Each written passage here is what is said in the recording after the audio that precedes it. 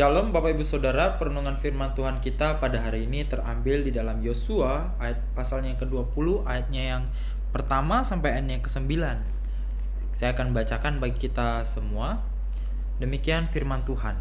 Berfirmanlah Tuhan kepada Yosua demikian.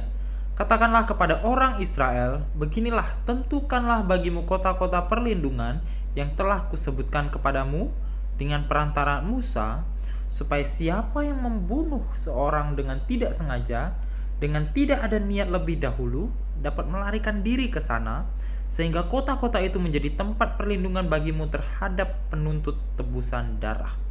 Apabila ia melarikan diri ke salah satu kota tadi, maka haruslah ia tinggal berdiri di depan pintu gerbang kota dan memberitahukan perkaranya kepada para tua-tua kota.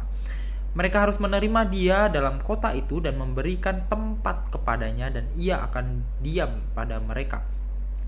Apabila penuntut tebusan darah itu mengejar dia, pembunuh itu tidak akan diserahkan mereka ke dalam tangannya, sebab ia telah membunuh sesamanya manusia dengan tidak ada niat lebih dahulu dan dengan tidak menaruh benci kepadanya lebih dahulu. Ia harus tetap diam di kota itu sampai ia dihadapkan kepada rapat jemaah untuk diadili, sampai imam besar yang ada pada waktu itu mati. Maka barulah pembunuh itu boleh pulang ke kotanya dan ke rumahnya, ke kota dari mana ia melarikan diri. Lalu orang Israel mengkhususkan sebagai kota perlindungan Kades di Galilea, di pegunungan Naftali, dan Sikem di pegunungan Efraim, dan Kiryat Arba, itulah Hebron di pegunungan Yehuda. Dan di seberang sungai Yordan, di sebelah timur Yeriko, mereka menentukan Bezer di padang gurun, di dataran tinggi dari suku Ruben, dan Ramot di Gilead dari suku Gad, dan Golan di Basan dari suku Manasye. Itulah kota-kota yang ditetapkan bagi semua orang Israel dan bagi pendatang-pendatang yang ada di tengah-tengah mereka, supaya setiap orang yang membunuh seseorang dengan tidak sengaja dapat melarikan diri ke sana dan jangan mati dibunuh oleh tangan penuntut tebusan darah sebelum ia dihadapkan kepada rapat jemaah. Perenungan firman Tuhan kita hari ini bertema kota perlindungan. Bapak Ibu Saudara, bisa kita bayangkan bila mana ada seorang yang dengan cara tidak sengaja itu membunuh rekannya. Tentunya Bapak Ibu Saudara, kalau kita perhatikan secara manusiawi, itu tentu bukan sebuah perbuatan jahat, karena yang memang ia lakukan adalah sebuah ketidaksengajaan, bukan sesuatu yang terencana. Tetapi kalau diperhatikan menurut hukum gitu ya, hukum yang menurut manusia, hukum yang berlaku, itu biasanya Bapak Ibu Saudara, keluarga korban itu berhak untuk menuntut balas, berhak untuk menuntut rekannya ini atas kesalahannya, sehingga temannya ini bisa sampai direnggut nyawanya.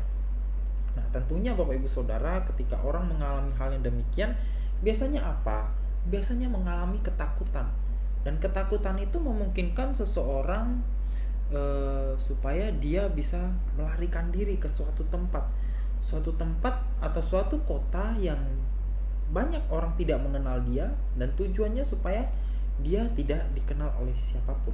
Nah, inilah konsep bagaimana kota perlindungan yang Tuhan berikan kepada bangsa Israel, dan yang kalau kita baca di dalam Yosua pasalnya yang ke-20, di sini Tuhan memerintahkan kepada Yosua supaya Yosua ini menetapkan ada 6 kota, yaitu kota perlindungan, tempat di mana seseorang yang bisa dikatakan nggak sengaja membunuh orang lain dapat melarikan diri, dan agar dia tidak dibunuh oleh penuntut darah. Nah, Bapak Ibu Saudara, kalau diperhatikan, orang ini akan diadili, dan jikalau memang dia tidak sengaja, maka ia akan diminta untuk tetap tinggal sampai imam besar pada waktu itu mati. Nah, kota-kota ini Bapak Ibu Saudara bukan hanya sebuah simbol keadilan, tetapi kota ini menunjukkan bagaimana wujud kasih karunia Tuhan kepada setiap umatnya. Nah, dengan demikian, sehingga ada tempat-tempat yang aman. Allah menyediakan tempat-tempat yang aman bagi setiap orang yang tidak sengaja bersalah. Nah, Bapak Ibu Saudara, kita pasti bersama-sama tahu bahwa Allah pasti memberikan peraturan yang adil, sehingga setiap umatnya akan memperoleh perlindungan. Di dalam perjanjian baru, Bapak Ibu Saudara, yang dimaksudkan dari kota perlindungan itu dapat kita merujuk kepada Kristus yang datang ke tengah-tengah dunia untuk menyelamatkan setiap kita, untuk melindungi setiap kita dari hukuman maut. Walaupun di dalam kehidupan kita sering kali menjadi orang-orang yang berbuat dosa dengan sengaja, tetapi ketika datang kepada Tuhan, datang kepada Yesus, maka kita akan dilewatkan dari hukuman dosa. Bapak Ibu Saudara, sebuah analogi yang mungkin bisa dikatakan lumayan cocok untuk menggambarkan situasi ini adalah misalnya satu kali kita sedang berkendara berkendara sepeda motor, dan satu kali Bapak Ibu Saudara pada saat itu sedang hujan badai yang sangat luar biasa. Dan di tengah kondisi itu yang kita lakukan adalah kita pasti mencari di mana ada tempat-tempat yang kita bisa gunakan untuk berteduh. Entah itu rumah atau mungkin di depan toko dan sebagainya, sebagai tempat kita berteduh begitu. Kita pasti nggak akan pikir panjang, kita pasti yang kita lakukan adalah bagaimana caranya kita bisa berteduh supaya kita tidak basah kuyup. Nah, demikian juga Bapak Ibu Saudara, di dalam kehidupan setiap kita, terutama di tengah-tengah dunia yang penuh keberdosaan ini dan segala konsekuensinya, Kristus adalah satu-satunya tempat bagaimana kita bisa memperoleh perlindungan kekal. Di dalam Yosua pasalnya yang ke-20 ini ingatkan kepada setiap kita bahwa Tuhan adalah Allah yang penuh kasih dan keadilan bagi setiap umatnya.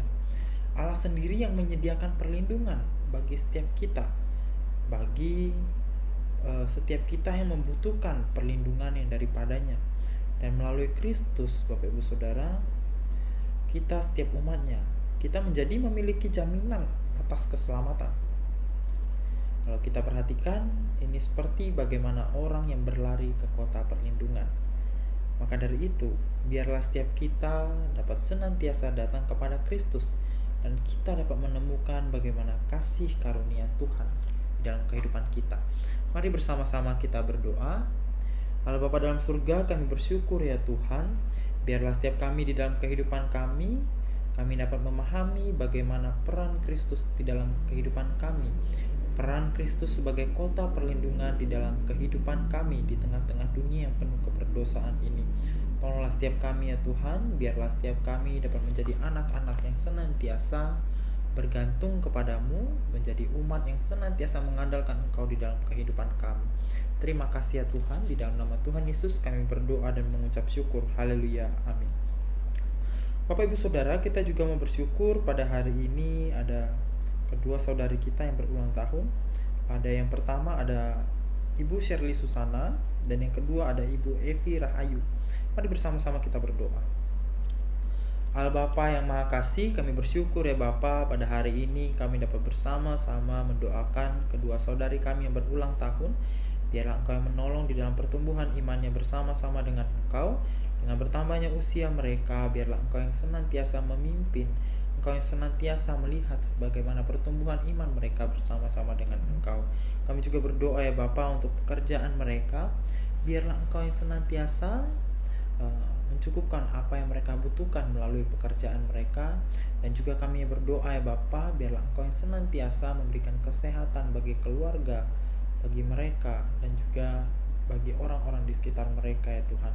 Kami berdoa ya Bapa, biarlah Engkau juga lah yang menghadirkan bagaimana cinta kasih-Mu di tengah-tengah keluarga mereka, sehingga keluarga mereka dapat senantiasa menghidupi kasih Tuhan di dalam kehidupan mereka, terutama membagikan kasih Kristus di tengah-tengah dunia ini. Terima kasih ya Tuhan, di dalam nama Tuhan Yesus kami berdoa dan mengucap syukur. Amin.